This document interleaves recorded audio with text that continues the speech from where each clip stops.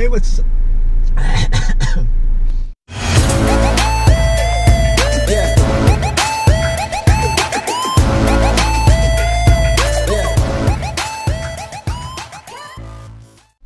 Hey, what's up mga bro? Ayan.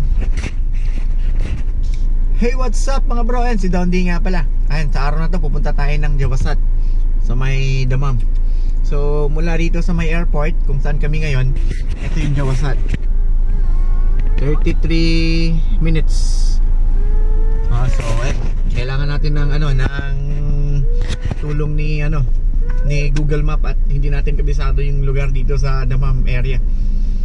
Kaya pupunta tayo doon kasi kukuhanan natin ng ikama si baby namin.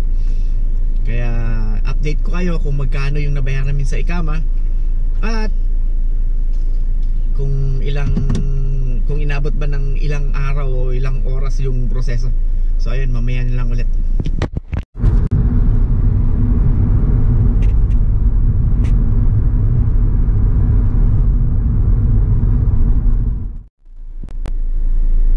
Hey mga bro, ayan. Update nga pala. Dito na tayo. Medyo mainit lang. So yung pupuntahan natin yung lugar ay dyan. Sa tapat na yan. Dyan natin alamin kung magkano babayaran namin sa ikama ng baby ko. So ayan, update na lang ulit mamaya. Hey, what's up mga bro? Magandang umaga po sa inyo lahat. Ang oras pala natin yan ay alas 9 ng umaga. At ang temperature natin ay nasa 27 degrees. Ayan, so ito yung update yung sa ikama ng baby ko. So ngayon, ang gagawin natin, kukunin natin yung ikama ng baby ko dito sa Alhasa. Galing tayo ng Damam nun Doon natin sa Damam pinroseso, pero dito daw kukunin sa Alhasa ang ikama. So bayad na tayo lahat. Ang binayaran natin nga pala sa ikama ay tumataginting na 7,000 plus 7,100 I think.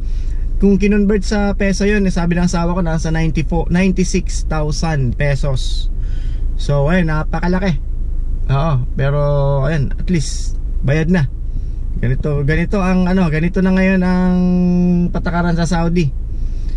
Ang ikama nung baby ay nasa father na. So i-continue ko na lang ulit kasi kailangan nating makuha yung ikama at nakaabutan tayo ng sala. So sige na, mamaya na lang ulit. Hey, what's up mga bro? Ay, natapos na rin natin ang ating pag-aasikaso. Ay, nakakuha na tayo ng ikama ng anak ko. Ayan.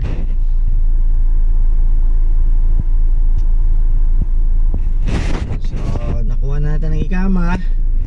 At before pala bago na nagtaas ang ikama lang nung nakaraang taon, nung nakaraan pang mga buwan, I think 3 months ago, 4 months ago is nasa 3,000 lang yun. Oo. Ang naging problema ay ang Saudi Arabia is nagtaas sila, nag-implement sila nagpalit ng taon.